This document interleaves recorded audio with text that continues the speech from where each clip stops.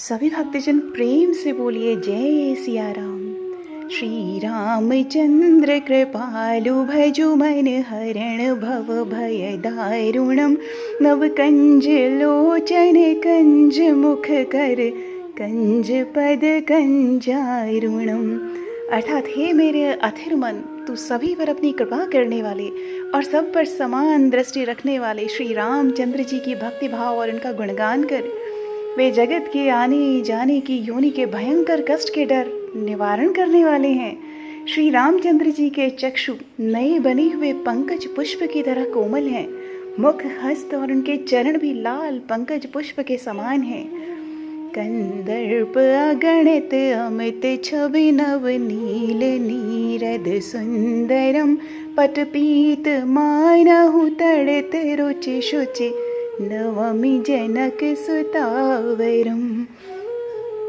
अर्थात श्री रामचंद्र जी के शरीर की सुंदरता की छवि अगणित सुंदर और आकर्षक, मन को मोहित करने वाले कामदेवों से भी ज्यादा है। श्री रामचंद्र जी की देह नए गहरे आसमानी रंग या नीलकमल के पौधे के रंग के जल से परिपूर्ण बादल रूप के समान सुंदर रंग है। पीले आकाश जैसा बादल रूप शरीरों में मानो तड़ित के समान चमक रहा है। ऐसे पवित्र जानकी के पति श्री रामचंद्र जी को मैं बारंबार नमस्कार करती हूँ। भजु दीन बंधु दिनेश दानव दैत्य वंश निकंदनम रघुनंद आनंद कंद कौशल चंद दशरथ नंदनम। अर्थात हे मेरे चित्त से भटके हुए मन, दीनों के बंधु, भास्कर की अग्नि के समान तेजस्वी, राक्षस और दानवों के वंश का पूरी तरह नाश करने वाले, आनंद कंद कौशल देश रूपी, आकाश में निर्मल सोम के समान श्री दशरथ नंदन श्री राम जी का भजन कर। सिर मुकुट कुंडल तिलक चारु उदारु अंग विभूषणम आजानु भुज शर चाप धर संग्राम जित खर दूषणम। अर्थात भिन्न भिन्न तरह के रत्नों से चढ़ा हुआ मुकुट पर जो मस्तक पर धारण किए हुए हैं, जिनके कानों में कुंडल धारण किए हुए हैं, सुंदर तिलक भाल पर सुशोभित हो रहा है और शरीर के सभी अंगों पर आभूषण हैं जो कि बहुत ही मन को आकर्षित करने वाला रूप है। भुजाएं घुटनों तक लंबी हैं, हाथों में धनुष बाण को लिए हुए हैं। खरदूषण दैत्य को संग्राम में पराजित करके विजय प्राप्त की है। उन श्री राम जी को मैं वंदन करता हूँ। इति वदति तुलसीदास शंकर शेष मुनि मनरंजनम मम हृदय कंज निवास कुरु कामादि खल दल गंजनम।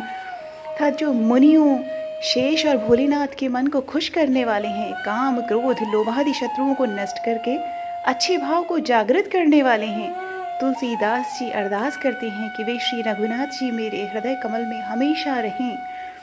मनु जाहि राचे मिलहि सोबरु सहज सुंदर सांवरो करुणा निधान सुजान सीलु सनेहु जानत रावरो।